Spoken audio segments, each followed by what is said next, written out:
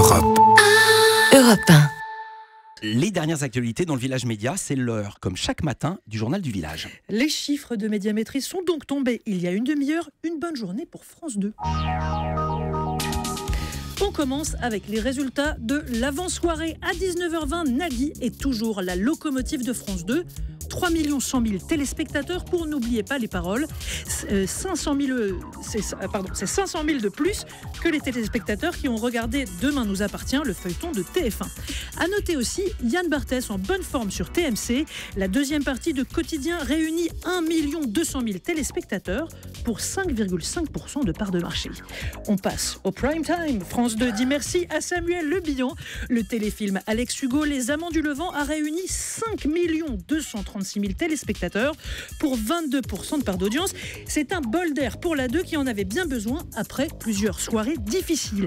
TF1 est derrière donc avec la série Esprit criminel, 4 700 000 téléspectateurs pour 20% de part d'audience. À noter aussi le bon score de Des Racines et des Ailes sur France 3.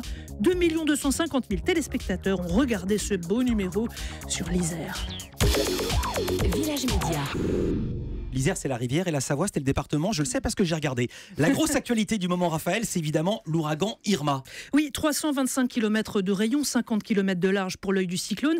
Difficile depuis la métropole d'appréhender vraiment l'ampleur de la catastrophe. Irmageddon, comme l'a titré Libération ce matin. Alors sur le site du Télégramme, le journal de Brest, j'ai relevé ce matin une page incongrue. Et si l'ouragan s'était déclaré près de chez vous? En gros, c'est une carte de la France métropolitaine sur laquelle on peut déplacer un cercle géant qui représente la taille du cyclone. L'effet est immédiat. Si on place l'œil du cyclone, par exemple, sur Arras, dans le Pas-de-Calais, on se rend compte que l'ouragan recouvrirait Londres, Bruxelles, Paris, Luxembourg, Amsterdam. Alors, on comprend bien ce que le journal essaye de faire, lutter contre la fameuse loi du mort-kilomètre. Rappelez ce que c'est à nos auditeurs, cette loi. C'est une loi du journalisme, une loi assez terrible sur la distance des événements, celle qui fait qu'un accident de circulation qui se produit en bas de chez vous vous intéresse a priori plus qu'une catastrophe météo à des milliers de kilomètres. Sauf que cette fois, la carte factice du Télégramme laisse un peu perplexe au moment où nos compatriotes antillais comptent des victimes bien réelles. Pas sûr que ce soit du meilleur goût. Alors dans un tout autre genre, on avait reçu David Pujadas la semaine dernière. En plus de son émission, sa nouvelle émission sur LCI, il nous avait confirmé qu'il produit des documentaires, mais il n'avait pas voulu nous donner davantage de précisions. Alors j'ai eu l'info hier, mais on va faire un petit détour pour y arriver. Vous connaissez au moins de nom Gérard Davet et Fabrice Lhomme, les Dupont et Dupont de l'investigation. Ces deux journalistes du Monde ont écrit le livre qui a tant nui à François Hollande. Un président ne devrait pas dire ça. Ils ont surtout signé de grands scoops comme le Penelope Gate, Karachi, Bettencourt, Big Malion, c'est eux. Et figurez-vous qu'en plus de tout ça, ils sont professeurs au CFJ, la prestigieuse école parisienne de journalisme. C'est là qu'ils ont mis en place un projet secret, le projet Spotlight. Pas si secret, puisque maintenant, vous le savez, maintenant les auditeurs le savent, Spotlight, c'est comme le film sur les journalistes qui avaient révélé le scandale des prêtres pédophiles aux États-Unis. Précisément. Alors Spotlight version Davet Lhomme, c'est quoi? C'est une sorte de Starac de l'investigation. Au départ, 18 élèves du CFJ ont postulé pour intégrer une cellule d'enquête très spéciale. Davet et Lhomme ont sélectionné leurs 6 étudiants les plus doués et ils vont travailler pendant une année entière sur une vraie enquête, une enquête que les éditions Fayard vont publier en octobre 2018. C'est hier soir que Gérard Davet et Fabrice Lhomme ont réuni ces 6 étudiants pour la première fois et ils leur ont révélé le sujet sur lequel ils vont travailler pendant une année entière. Donc. Waouh, alors c'est quoi le sujet? C'est top secret pour le moment. Oui, on ne peut pas révéler ce sujet, ça va leur nuire, ça va nuire à leur enquête. Oui, je suis con, mais ce que je peux vous dire... Vous allez trop loin, Philippe. Je suis bête.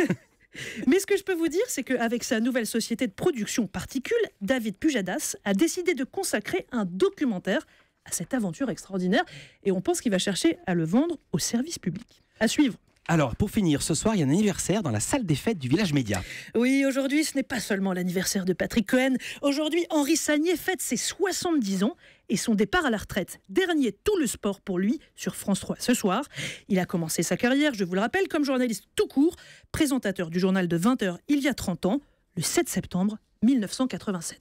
Bienvenue sur le plateau d'Antenne 2. À la une ce soir, les marchés financiers... Un an plus tard, grand moment, très grand moment pour lui. Il reçoit François Mitterrand sur son plateau. Notez la question longue et la réponse coup près. Monsieur le Président, bonsoir et merci d'avoir accepté l'invitation de la rédaction d'Antenne 2. Ma première question est simple et directe à la fois, vous allez le voir. Quelque chose me dit d'ailleurs que je serai le dernier journaliste de France et de Navarre à vous poser cette question. Monsieur le Président, êtes-vous à nouveau candidat à la présidence de la République? Oui. C'est simple, Henri Sagnier a tout fait, le 13h, le 19-20, le soir 3, et bien sûr, tout le sport qu'il présente depuis 1998. Alors désormais, que va-t-il faire ? Il en parle ce matin dans Le Parisien aujourd'hui en France. D'abord, il va s'occuper du village de la Somme dont il est maire depuis 1977. Et puis ensuite, il a l'intention de prendre sa voiture pour faire un tour de France gastronomique avec sa femme. Voilà, merci beaucoup Raphaël Baillot. Et je précise que nous recevrons mardi le successeur, je touche le micro, pardon, d'Henri Sagnier dans tout le sport, à savoir Thomas Tauroud. Merci Raphaël. Europe 1.